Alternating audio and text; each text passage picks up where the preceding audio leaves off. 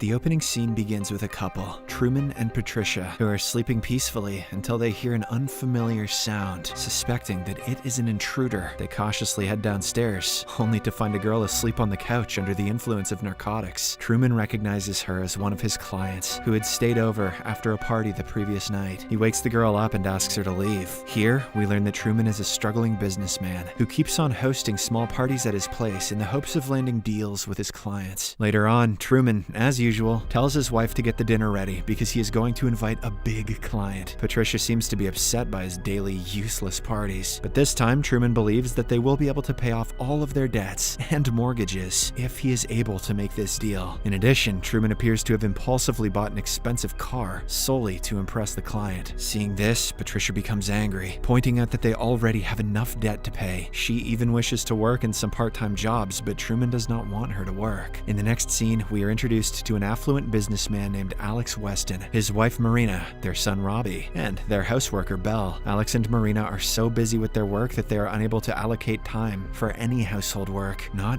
even for their son. One day, Belle reminds them about their son's birthday, but the busy couple simply asks her to wish him a happy birthday on their behalf. Robbie, who overhears their conversation, is clearly disheartened. Fortunately, Belle cheers him up by surprising him with a cake, along with a birthday gift. Next, Robbie heads for school and waits for the arrival of his crush, Cheryl. He approaches her and asks her out for a date. Sadly, Cheryl politely declines his offer, saying that she is already seeing someone. This rejection saddens Robbie, so he decides to skip classes and drives away. Later, Alex becomes aware of this and confronts Robbie at home. He mentions that he wants to enroll Robbie in the best university, and for this, he must secure good marks in school. Moreover, Alex seizes the car keys as a punishment for his previous act. The same evening, Truman invites his wealthy client Manson over for dinner at his place. He wants to seal the deal as soon as possible, but Manson doesn't even pay attention to his words. This is because he is captivated by Patricia's beauty, and he begins flirting with her relentlessly. He even tries to touch her under her clothes, causing her to leave in anger. After a while, she confides in her husband about the incident, hoping for his support. However, Truman simply tells her to comply because the deal is very important for them. This leaves Patricia with no option but to give herself in. As a result, Truman lets Manson get intimate with his wife, just for the sake of the deal. The following morning, Truman arrives at the office where his assistant informs him that the bosses have been in a meeting with a man called Alex. A short while later, he learns that the deal, which he had been working tirelessly to secure, has been handed over to Alex. Truman tries to persuade his boss Mike, but the latter claims that Alex is renowned in this industry and is a better addition to the company. Devastated,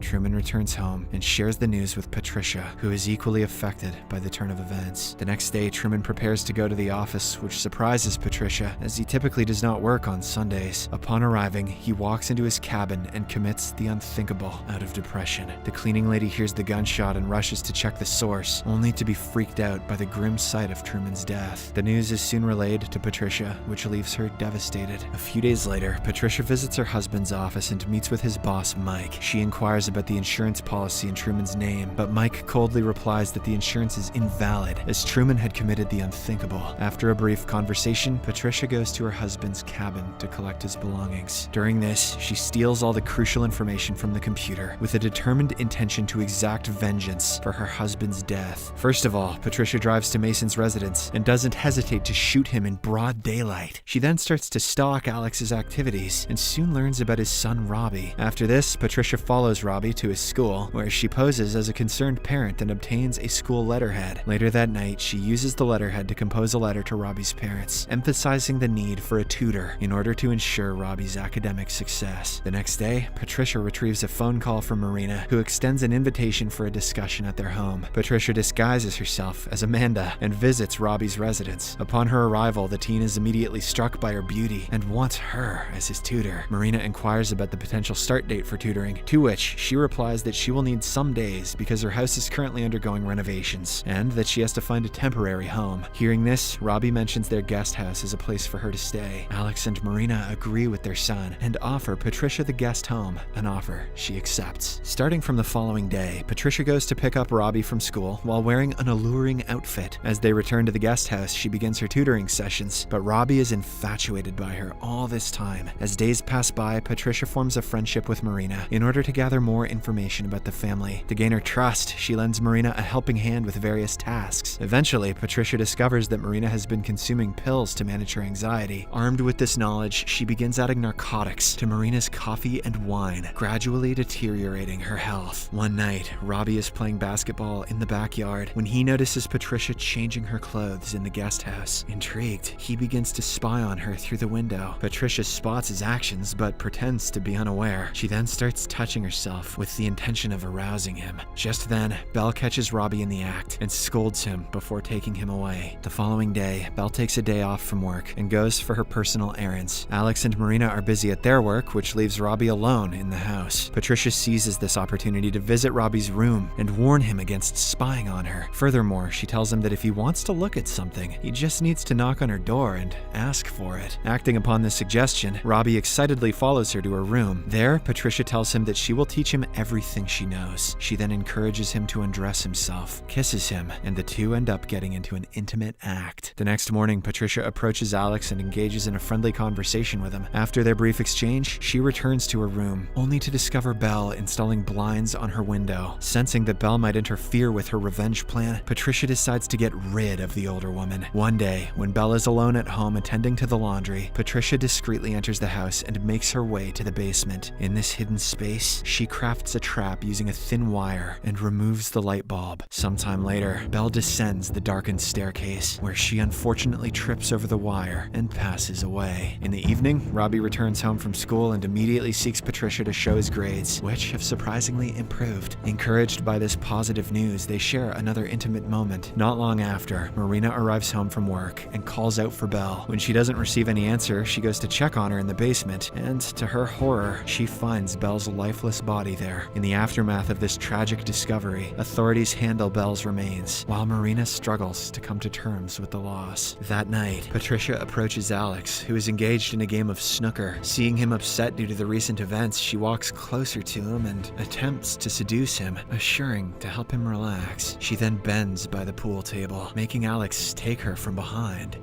Okay. This entire affair is spotted by Robbie through the window, so Patricia acts as if Alex is forcing him to do so. The next day, she volunteers to stay in Marina's care since Belle is no more. Following her pattern, Patricia drugs Marina's coffee before serving it to her. She also contacts the pharmacy, assuming Marina's identity, and requests for more pills. All of this contributes to Marina's declining health due to pills. Afterwards, Patricia visits Robbie's room and apologizes for what he had to witness earlier in the pool room. She deceitfully asserts that Alex compelled her to do so, fueling Robbie's hatred towards his father even further. One day, Patricia goes to Marina with another coffee, mixing the drugged contents in it. During their brief conversation, she mentions that her house will be ready in a matter of days, indicating that she will leave. In response, Marina thanks her for being such a good friend and helping her this entire time. She then tries to get up from her seat, but suddenly experiences dizziness. At this moment, Marina finally notices something amiss with her coffee and suspects Patricia's involvement. That night, Robbie visits Patricia's room to bid goodbye to her because he will be leaving for his new out-of-state university and will be staying in the hostel. As a result of this, the two engage in a passionate love-making act for one last time. The following afternoon, Robbie departs for the airport with one of his friends, and Patricia also leaves in her car. As the evening dawns, a heavy rainstorm sets in, and Marina, who is all alone in her house, feels scared. In order to intensify her fear, she receives unsettling phone calls and also experiences power cuts. Amidst all this, she hears a noise coming from the basement. Equipping herself with a knife, she ventures downstairs to investigate. At the same time, Alex returns home from work, startling Marina and nearly causing her to mistakenly stab him. Following this, she tries to make Alex understand that Patricia is evil, but he brushes off her claims and walks away. In the morning, before heading to the office, Alex notices Patricia's car number and recalls having seen a similar car driven by Truman. Upon reaching the office, he delves into Truman's remaining belongings and discovers a photograph featuring Truman and Patricia. Fueled by by concern, he goes to his boss Mike, and the latter reveals that Patricia is indeed Truman's wife. This sends Alex into a state of panic, and he desperately tries to contact Marina. When he fails to connect with her, he contacts the police and then rushes to his wife's aid. Meanwhile, at home, Patricia shows up in Marina's room with a sinister purpose of ending her life. She restrains Marina, secures her to the bed, and forces her to ingest a pill. Patricia wants to kill her in such a way that it will appear like a self-kill. But just as she is about to finish off the poor woman, Alex arrives in the nick of time to intervene. With her identity now exposed, Patricia boldly admits to all of her actions thus far, including her physical relationship with their son. This angers Alex, who then slaps her and pushes her through the window. After a while, the police arrive at the scene, but by this time, Patricia appears to have fled. The police help the couple to calm down, ensuring their safety. Later that night, the couple receives a reassuring call from their son, who shares that he is adjusting well to his new environment. After hanging up the phone, Robbie retreats to his bed, where Patricia is already waiting for him. They turn off